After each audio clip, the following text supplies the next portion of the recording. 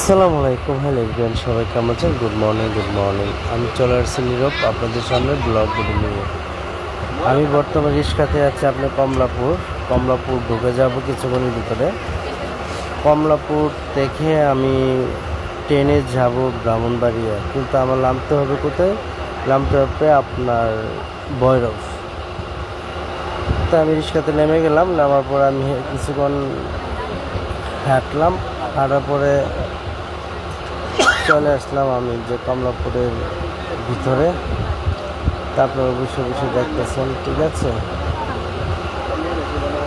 তা আমার ভিডিও যারা যেখানে দেখতেছেন অবশ্যই লাইক কমেন্ট শেয়ার করবেন। আর বিশেষ করে এখন হচ্ছে ঈদের আজার ভিতর রাস্তাঘাটে অনেক জট লেগে আছে।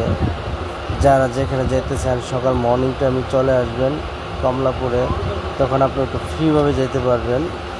আর বিশেষ করে আপনার যদি টিকিট পাবেন না, অবশ্যই স্ট্যান্ড টিকিট নিয়ে আসতে হবে। আর আমি সকাল মর্নিং টাইম আমি কমলাপুরে আসলাম, দেখলাম না মোটামুটি তেমন এতটা লোকজনের আনাগোনা নাই, মোটামুটি নর্মালি আছে। কেন তখন বাজে 5:30।